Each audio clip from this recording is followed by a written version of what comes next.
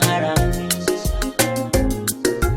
ya sa ka jin daɗi a zuciya da ka ji zafi ka ɗauki